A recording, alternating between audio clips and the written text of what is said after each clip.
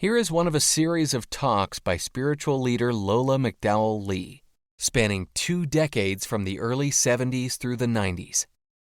Lola was a Zen Roshi, whose Rinzai lineage included Dr. Henry Plutov and renowned Zen master Shigetsu Sasaki.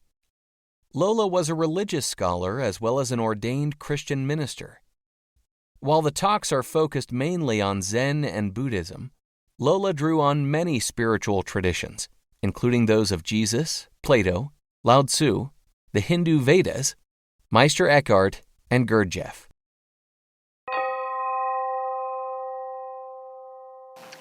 Now, El Mahdi Abbasi. One day, this was a great teacher over there in Persia, a long time ago. He announced that it was verifiable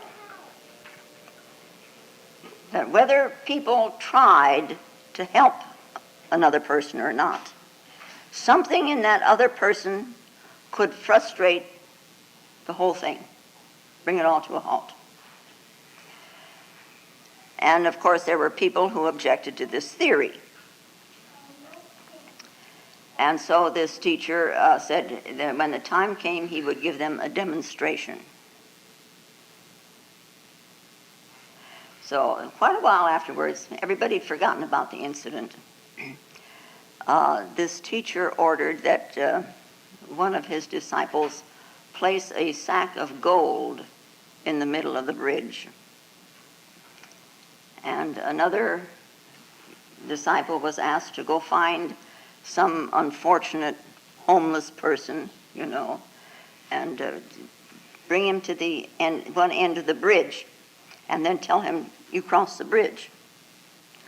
And this teacher and this Abbasi and his students, some of his students, they stood there at the other side of the bridge.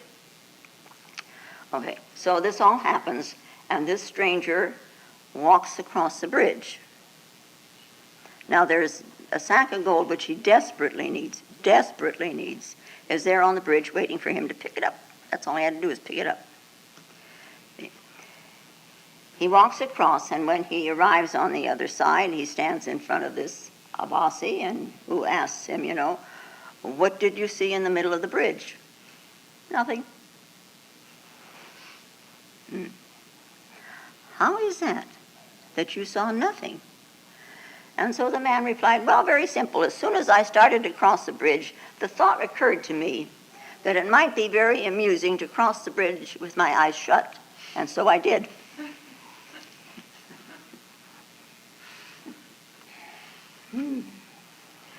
Yeah.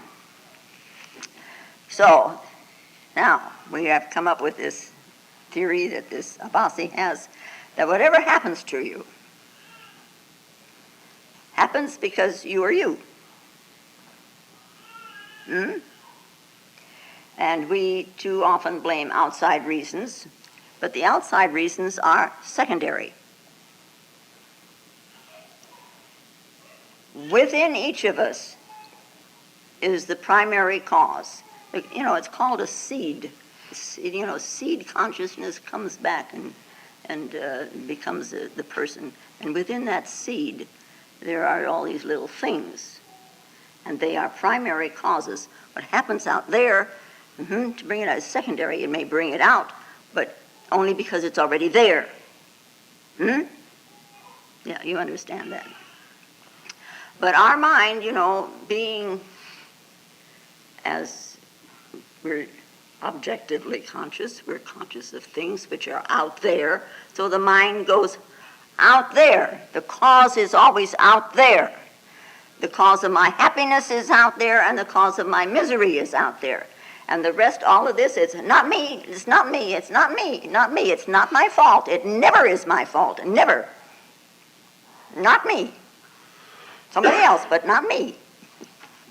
And that's not quite true.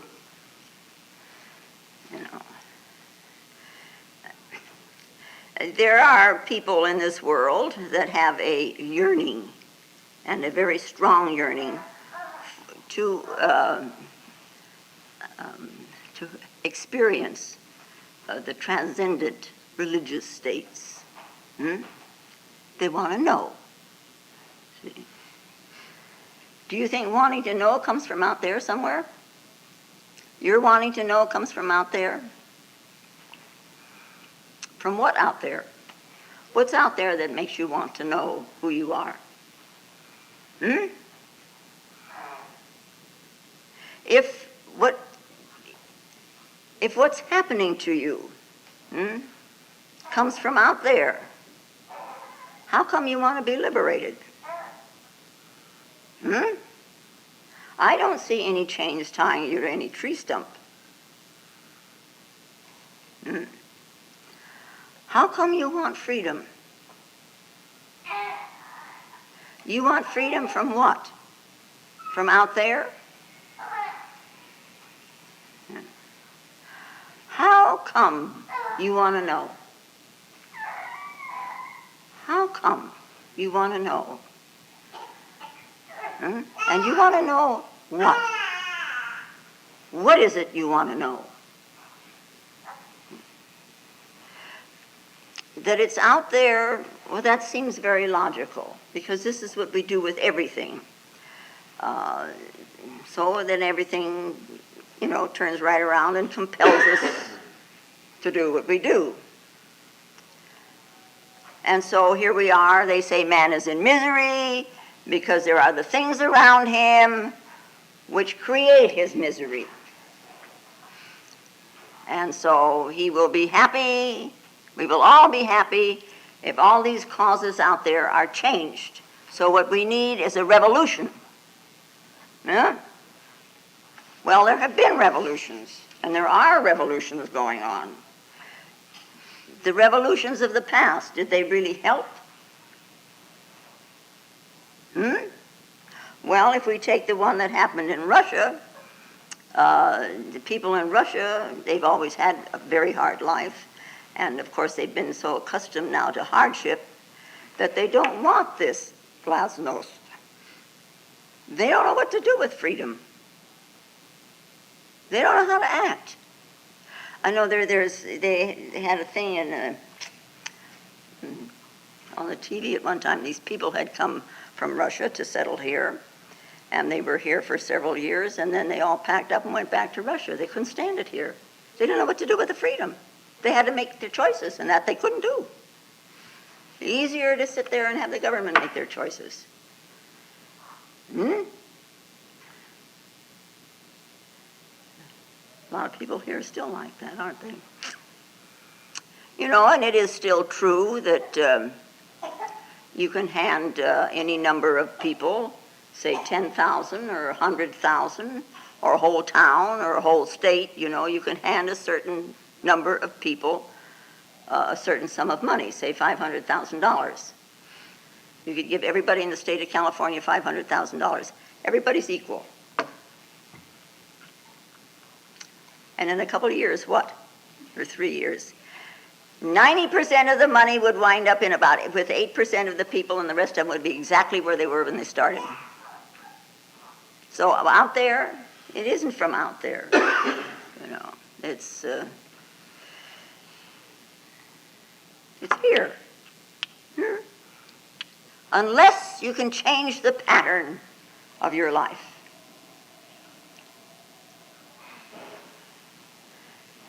And evidently, that's very difficult to do. So we observe people, and say we meet a couple, a man and a wife.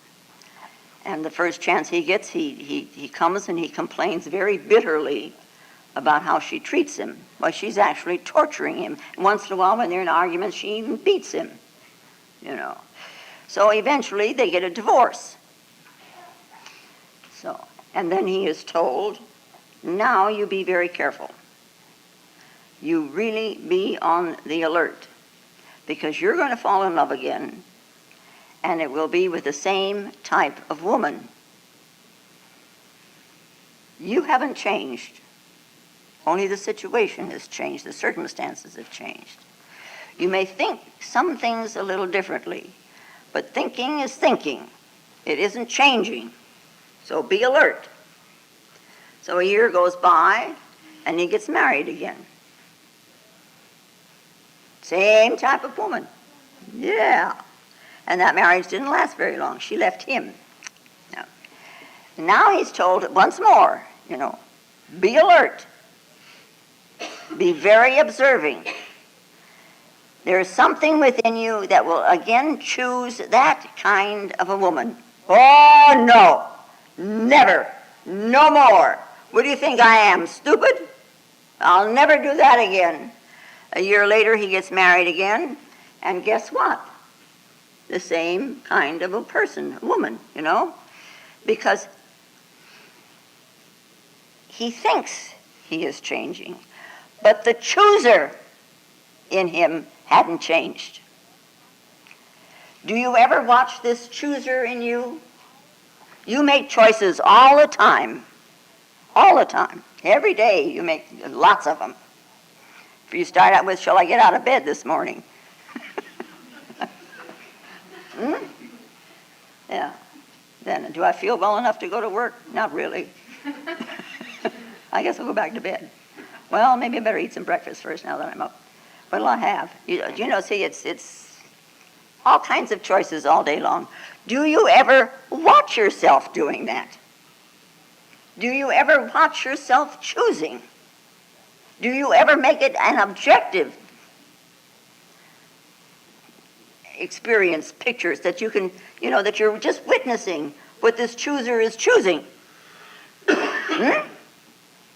Wow, you think you ought to? Then you can know why you choose what you choose, how you choose what you choose, and then you will know when you change. Because a chooser has got to change before your choosing changes. How about that, folks?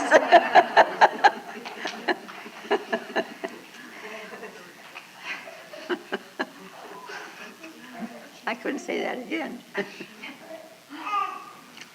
Anyway, in the Upanishads, there is a place where it reads that everyone is like a spider. You're like spiders. The spider carries its web inside. It's a pattern, the web. And wherever the spider goes, it spreads its web so it can continue. And it brings the whole thing out of itself. And then when the spider wants to move on to a different location, it just swallows the web again and moves, and he takes the whole thing with him. Puts another web, swallows it all, and moves on.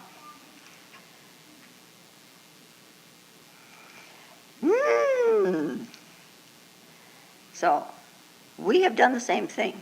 We have created patterns, and they come out of us. They come out of us in response to situations. They've come out of us since we were like that, itty bitty. And we weave this beautiful pattern of how we think we want to be, and then we get caught in it. And now what are we going to do with this web? And simple little things. Like this man that he went to a Roshi and been going to this teacher for like 10 years. And he was very erratic in his attendance. And he'd go for several months, and every night he was there sitting. Every morning he was there sitting. Every night he was there sitting. And he'd been really feeling good about the world and good about himself and everything. He was doing what he's supposed to do, and he's getting it all together here,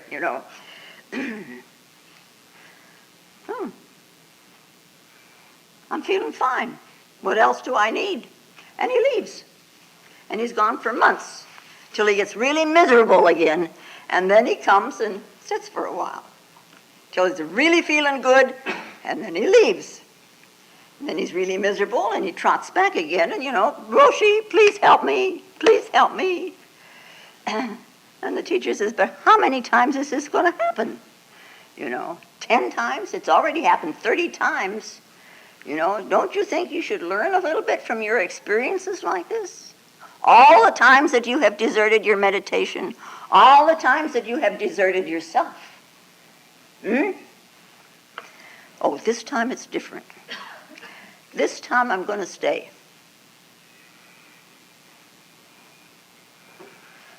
Mm-mm, mm-mm, mm-mm. No. Nothing in him has changed. In the Mahabharata, which is the great epic poem of India, it's the story of 5 brothers, the 5 Pandavas. And this whole story moves around these 5 men. And at one point, they're thrown out of their kingdom. And so they're living in the forest, and they're moving around like fugitives. They live from hand to mouth and rags for clothes. And one day, they stopped to eat at noon, and they needed some water. So the youngest brother goes and takes the water pot and goes out and looks for water. And he comes to this very beautiful lake. And he steps into the lake and he's going to fill the water pot, and all of a sudden he hears a voice. And this voice says, "Wait! Unless you can answer my questions, you cannot take water from this lake. There's only one condition that you can have water out of this lake, and that's to answer the question. If you can't, you will fall down dead here and now. And the question is, what is the most important thing about man? What is the most important thing about man?" And this Pandava fell down dead. So then another brother followed, and the same thing happened. And then another brother followed, and the same thing happened. And finally there was the eldest brother left, and that's all. And he's sitting there all by himself, and he decides he'd better go see what happened to his brothers, and he still needed some water. So he finally finds a lake, and by golly, there's his 4 brothers lying on the lakeside. But he realizes he's got to bury them, and this is for hard work. He's thirsty, so he steps into the lake to get some water. And he hears this voice, and again it's saying, "Answer my question, otherwise you will also be dead. If you can answer, not only will you be alive, you can drink water from the lake, and the same water will make your 4 other brothers come to life again. You just sprinkle a little water on their faces, and everything's okay. But first, the question, what is the most significant factor about man? What is the most significant factor about man?" Interesting question, isn't it? And this elder brother said, the most significant thing about man is that he never learns. He was allowed to drink the water, and now there were 5 brothers again.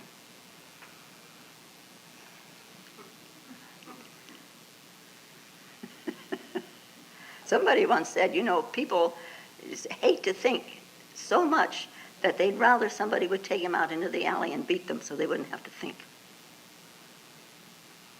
As much as we say we think and we like to think, people don't like to. We don't like to learn. It's a depressing story. Yes, it is a depressing story. So, so it's time to do something about it. Yeah.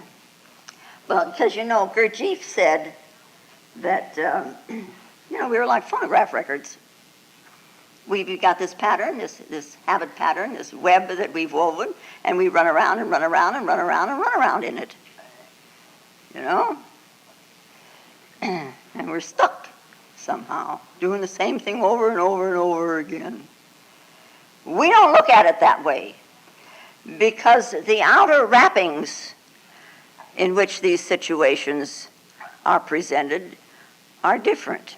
So we think it's a different situation. But if you are looking for the chooser within yourself, you're really observing what is going on, and you can see the similarities. And that's what you should be doing. Now, this Gurdjieff, he's written a number of books.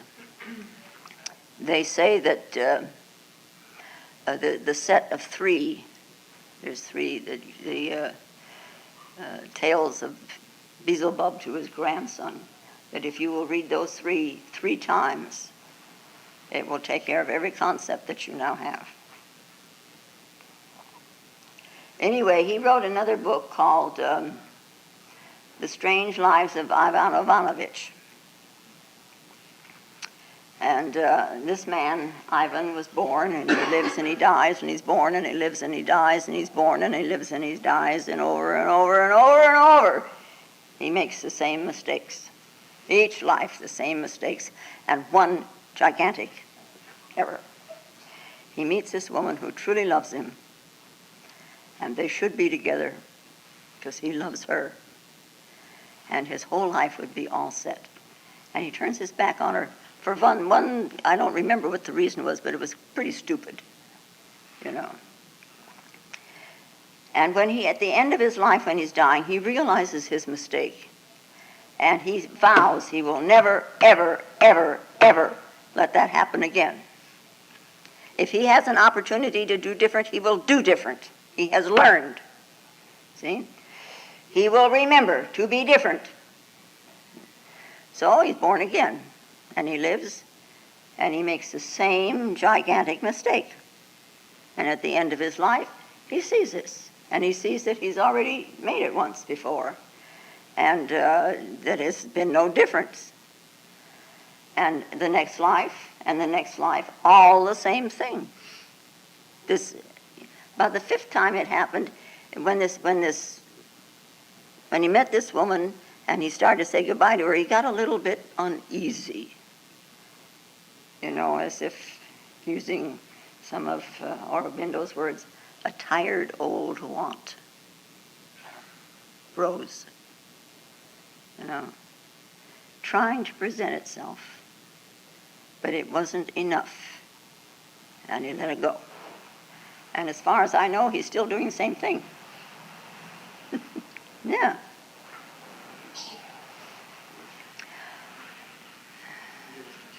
So what's the answer? How do you get out of it then? There is a way. There's always a way.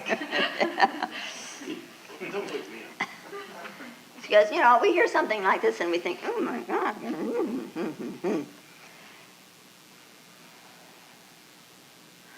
First things first, huh? As my teacher was wont to say. First and foremost, realize your repetitiveness. Realize you are repeating. Realize that you're doing things automatically. Realize that you're doing things mechanically.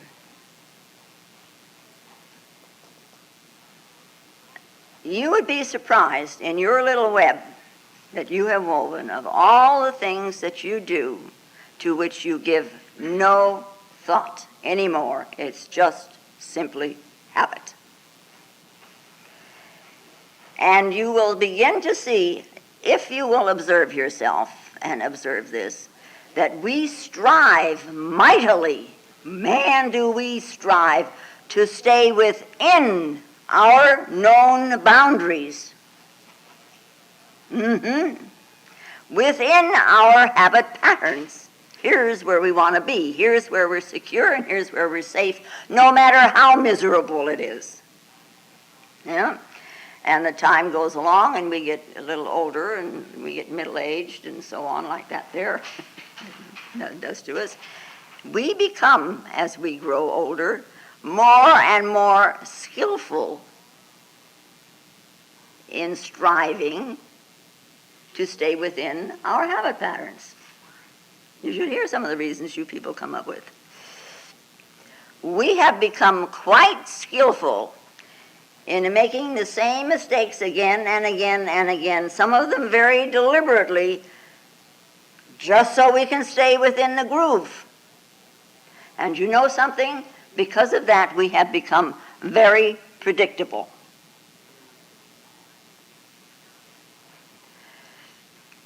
Somebody told me once upon a time, you can always trust the other person.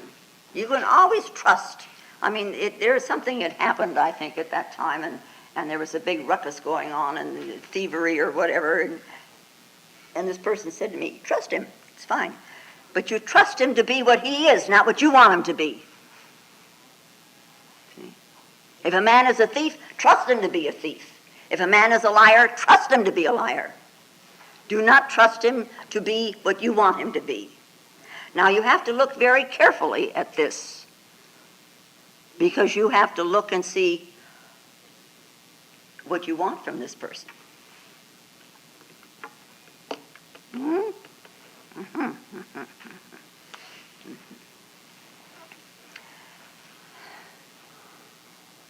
If he's clean, let him be clean. Trust him. If he's dirty, let him be dirty. Trust him. To be just that and nothing else. Now, anything else is plain stupidity, isn't it? But we do it all the time. We want. And so we want this other person to do what we want them to do. And that's not fair to the other person, and it's certainly not fair to yourself, because you're making misery in your life. So, first thing is we have to realize that we are repetitious. It's a little shattering to the ego, but then, when you get down to nitty-gritties, what isn't? Yeah. It kind of, it wobbles it a little bit, because after all, look at what we've got invested in it to make it appear so wonderful.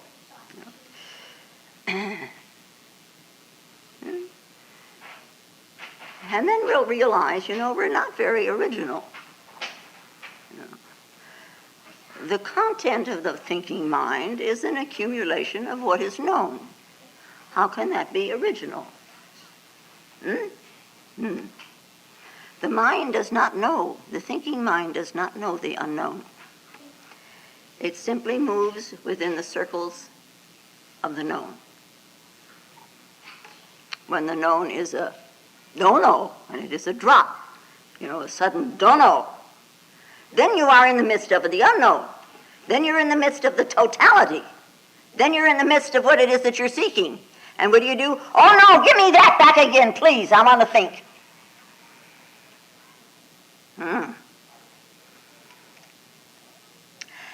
And yet, everything that we think we know is really an unknown. We look at the cannas out there. We have named them. We talk about their color. We talk about the green leaves. We talk all about them. But what are they? Because you call it a canna or you call it a flower, it doesn't mean you know what it is. What is it?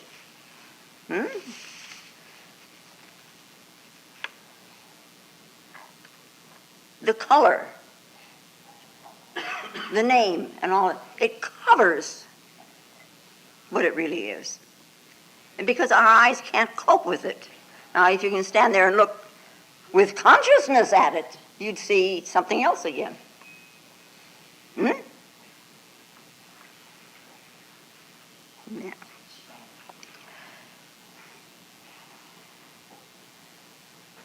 This, but don't know thing is not stupidity, It's not like going to class in college and the teacher suddenly asks you blah, blah, blah, blah, blah, and you say, I don't know, how would I know? That's different. This is, although you feel the same. I don't know that. God almighty. But anyway, this kind of a don't know is an innocence. It is an innocence. And that innocence is full of knowing. But it's a different kind of knowing.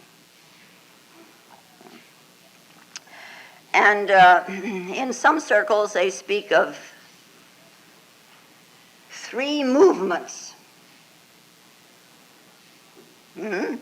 We move from the known to the known. That is, thinking moves from one known to another known to another known. Yeah. And we look always for answers to things in amongst the known. And then we can move from the known to the unknown. But now that's a movement of consciousness. And then there is the movement of the unknown to an unknown, which is supra-consciousness. Things always come in threes, you know.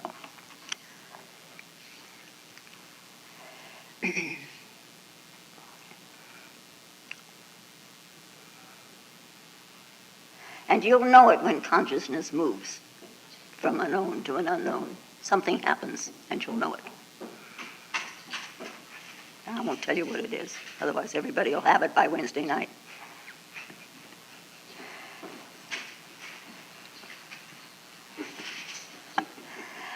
Now, anyway, in India, you know, for centuries, centuries upon centuries, they are holding to a belief in samsara, which is simply the wheel of life and death, samsara. The wheel moves around, and so these spokes are rising, you know, one after the other. It rises, and one rises, and this one comes up. And the people of India, they are working to free themselves from this web, this wheel of life. How am I going to get rid of this wheel? I've got to get off of this wheel of life and death. How am I going to get off this wheel? It's the same thing of saying, how do I get rid of the repetition? Just become aware of it. When you see yourself doing it, you see yourself, you're very alert, you're very observing. You just don't drop back into the same old rut again. You keep right on being observing. You learn to be mindful.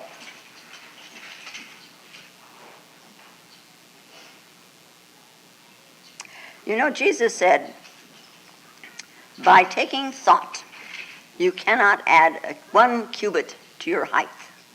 You cannot grow 1 inch by thinking about it. And he's quite right. I've tried it. I can't think myself back to 5'2" again. You cannot change a hair on your head by thinking. You can't add weight, you can't lose weight by thinking. But when you do change, it starts with a thought. Yeah. The process of change. The thought doesn't make you change, but it can start a process that will make you change.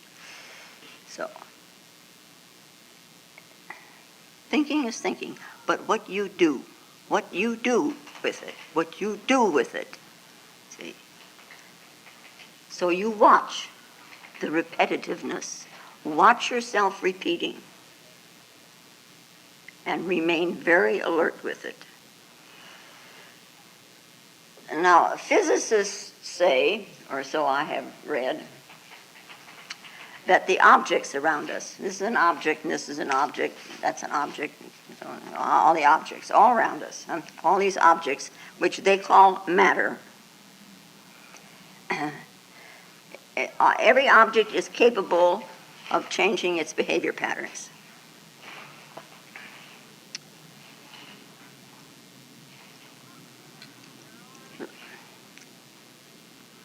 Let's say, like we do, we can change behavior patterns. So other objects can also, because we look at ourselves as object.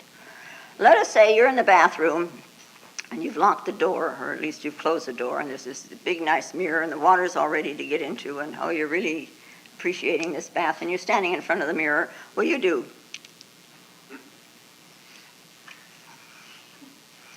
And you move, and you begin to prance around a little parade, There's nobody to watch, and you're going to watch yourself in all these different expressions. If you haven't done it, it's about time. I mean, it seems to me everybody's done this, And you're in the middle of this parading or in there, and all of a sudden you become very aware that somebody's looking through the keyhole. Do you change? I mean, you change your behavior pattern immediately. You immediately, you put on this facade, this image that you have created to present to other people. So this is what you do. Now you're still all alone in the bathroom, but you've got this,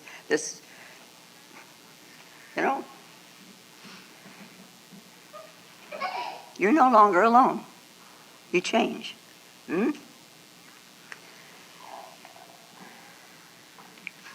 Now they say that the animals do this, and trees do this, and grass does this, and flowers and birds and so on. They all do it. The minute you come in and pay attention to something like that, something in there changes.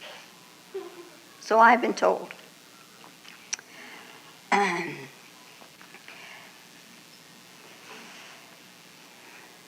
They say, and I found this interesting, that the electrons in the so-called matter object, that the electron changes its orbit and makes the change. Well, what do we know about electrons? Well, I can speak for myself. I ought to get Ed up here and explain electrons. I don't know anything about electrons. And then came along the question in this thing, do you think an electron is alive? Do you think of an electron as being alive? Well, I had to look at that. What do you think about the mind of an electron? Mind of an electron. How often have you thought about that? The mind of an electron. Frequently? First time. Well, maybe if you were a Christian Scientist, you would have thought about it very often, because they do say there is no truth in substance or matter. All is mind and its infinite manifestations. Therefore, mind, which is taken from the Yogacarya school, Buddhism, which is the mind-only school. Scientists don't know that they're Buddhists.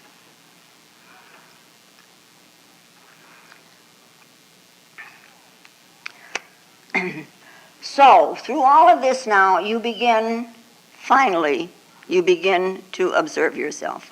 I mean, I did finally catch your attention.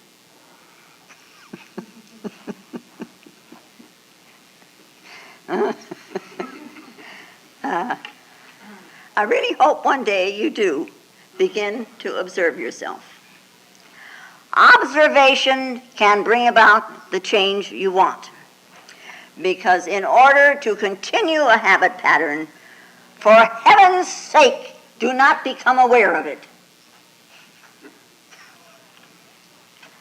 If you become aware of it just once, you've already got it in your hands.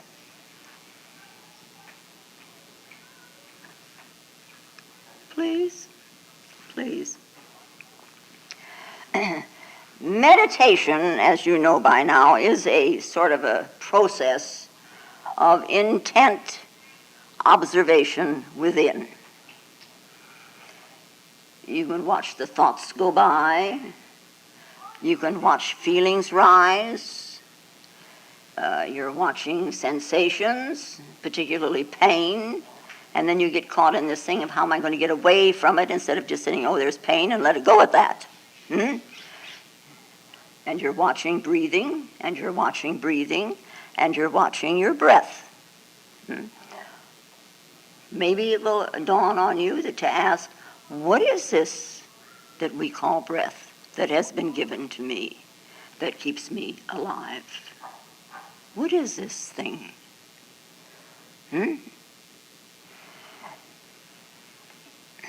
We all want to change. And we want to change for the better. And we also want to change so we can have more money. And we want more ease in life. And we want more pleasure. And we want less pain. And then for most of the folks here, above all, we want to change so we can be transformed. So we can be free.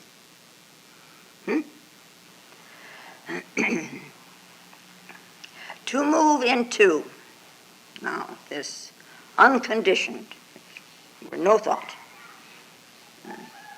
Leaving the conditioned just where it is, exactly. It's not going to go anywhere. It's going to be right there waiting for you when you come back. It can't go anywhere without you. You're the consciousness, and you're just leaving it there. You move from the known, that is the conditioned you, to the unknown or unconditioned you. And gradually this kind of a movement from the known to the unknown, from the conditioned to the unconditioned, brings about this kind of a change, brings about a transformation. And this is all done through the efforts of meditation. Now in Zen, the effort of meditation is accompanied by a koan. And the koan is like dropping a seed. Here we have the seed thing again. Dropping a seed into the psyche, and it begins to work. And it goes way down deep in, and it works itself down into the depths of us, and then up comes the answer. The seed sprouts, you see. And the seed of transformation, of course, we already have. We're born with that. Yeah. So we have Zen koan, and we're familiar with some of them. And the one, I guess, that's most famous, there's the three famous ones, because they say when you answer those three, like I was told, when you answer those three, then you're in the courtyard of Zen. And the first one is before your mother and father, and the second one is what is the sound of one hand, and the third one is mu. And the teacher and his student are walking along, and comes a little dog, and the student has time now, and here's the opportunity. He can ask this question: does a dog have a Buddha nature or not? And this Joshu teacher looks at him, looks at the dog and says, "Moo." Or in Chinese, he would say, "oo." W-oo. Ooh. Ooh.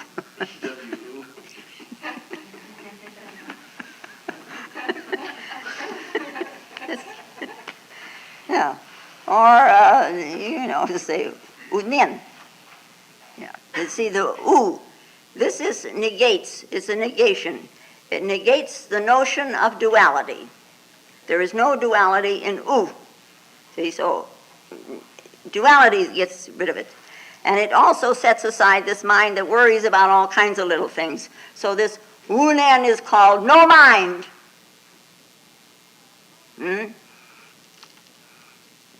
Nien is to become aware of something.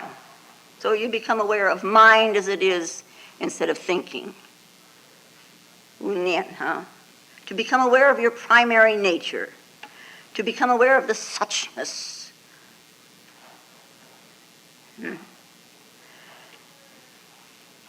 And it is the nature of the suchness to become conscious of itself.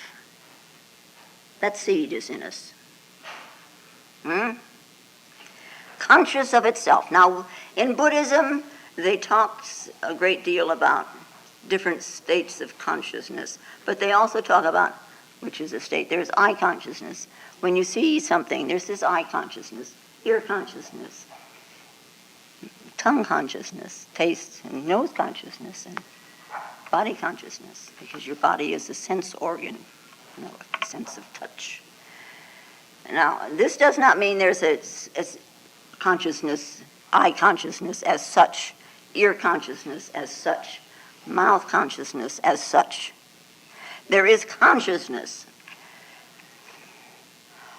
All we are asked to do is to drop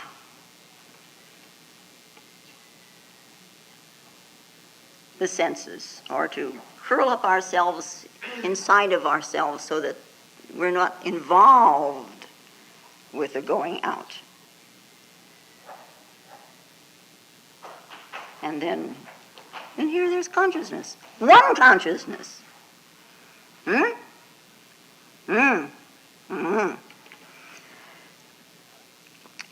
In the self-nature of suchness,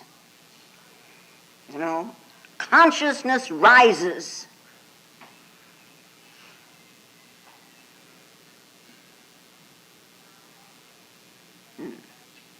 Now, suchness, we could say, is another word for meaning absolute. Absolute, huh? Do you know anything absolute in this world?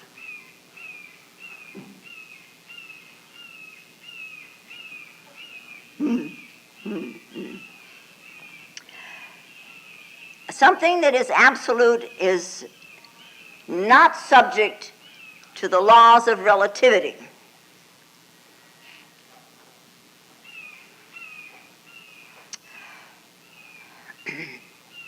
When something is relative, there's one to another. It's like you're sitting in a train,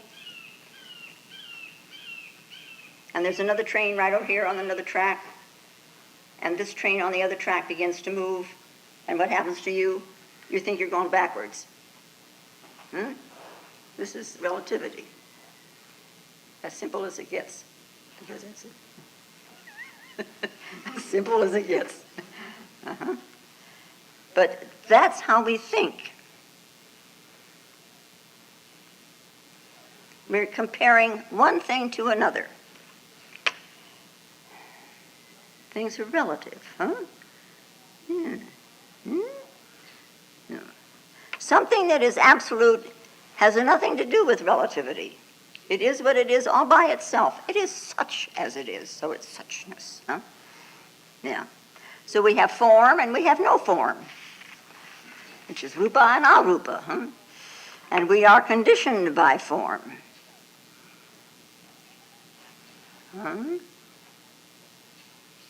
Arupa is no conditioning. So they say the unconditioned, and if you know the chant, that we do, is formless and empty, is shunyata, empty. And we're very careful with this term, empty. Empty is not a negative state. And it doesn't mean privation. You're deprived of something. That I have to do without something in order to know this empty. If I want to go on a diet, I have to do without food. It's...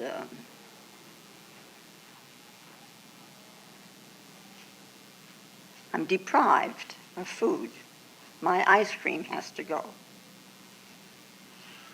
And empty, well, in a way, I guess you could say there is a deprivation because you're deprived of your thoughts in order to know empty.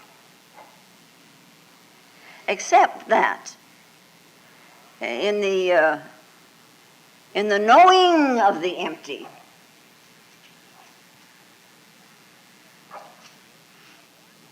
the thoughts don't matter. You haven't lost anything. No.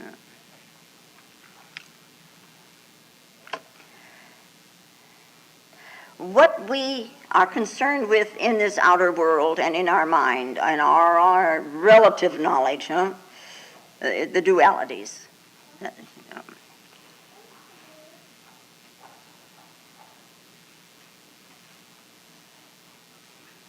And you hear about this, that it's empty. Well, who needs it? I mean, it sounds like a non-existent state for me. To me, it sounds like that. I mean, I'm not going to have anything to do with it. Empty? And so we brush it aside. However, there is another something to take into consideration, and that is emptiness is constantly falling into your hands. It's always with us, and it's always in us.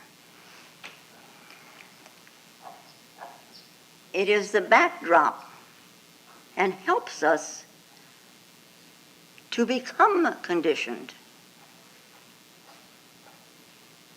whatever we choose to become conditioned by. See? It is in our acts. It is in our deeds, so to speak, and it is our life itself. It's only when we try to pick it up and hold it as if it were an object that you can't see it. It's something that is right here that you can see without opening your eyes. But you open your eyes and you want to see it, and it eludes us.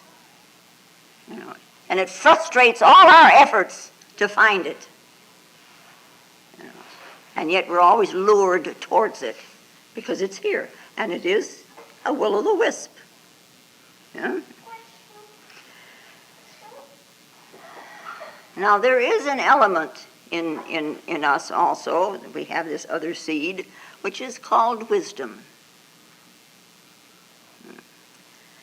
And it is wisdom, prajna, that grasps this suchness, or self-nature, your self-nature.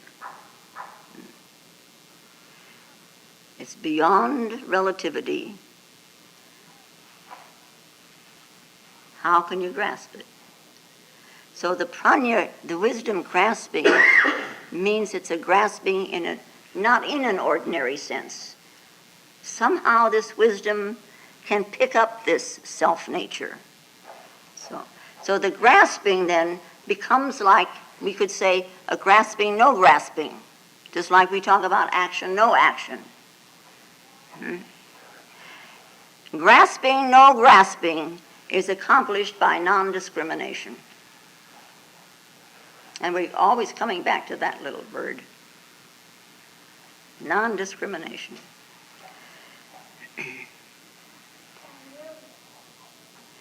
Prajna, in its grasping, no grasping, is an act of consciousness, not of your thinking. It is an act that comes out of the self-nature itself. This act of the self-nature in grasping itself is put in a different way in Christianity. It is, let thy will be done.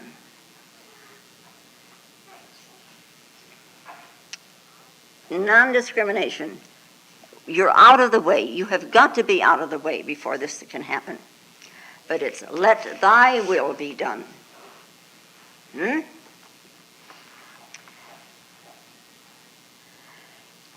And I can maintain that. I'm not speaking of I. I'm speaking of any I. You. You can maintain this. Let thy will be done. You can maintain and maintain and maintain as long as there is on your part no clinging to something else. No hankering after something else. Because as soon as you hanker after something else, the thinking mind makes a connection and boom, here it's gone again.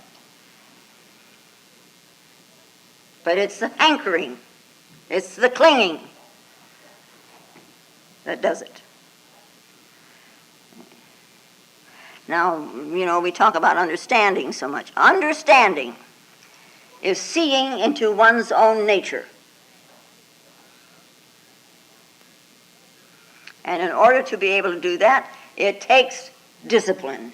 And discipline means observation to end the repetitiveness. Other than that, you can do what you want. It's easy.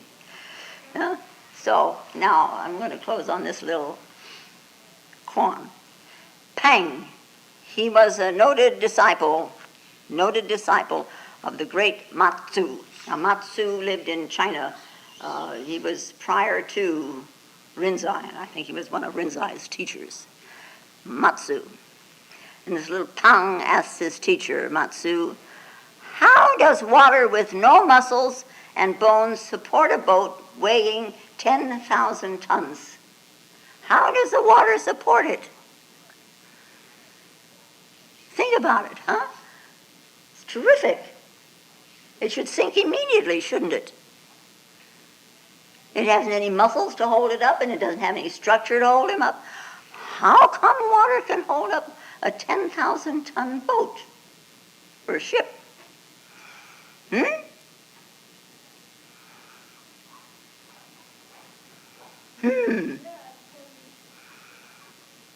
Difficult. Matsu answers this student by saying, "Here is neither water nor boat. What muscles and bones are you talking about?"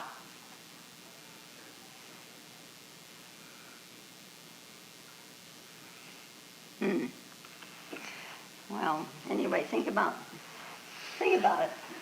Oh, God.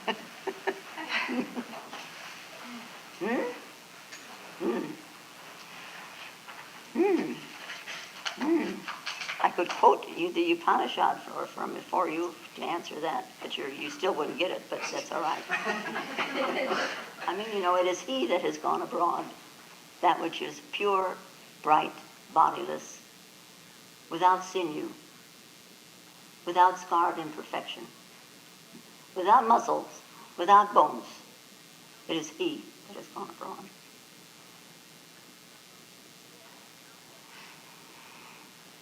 Yeah. You should know your consciousness. Ain't alive. Yes, indeedy. Okay? And now, may the peace and the power that passeth all understanding hold us and keep us in the love of the Christed consciousness while we are seemingly separate one from another. And I do thank you very much. If you find Lola's talks valuable, more will be posted in weeks to come.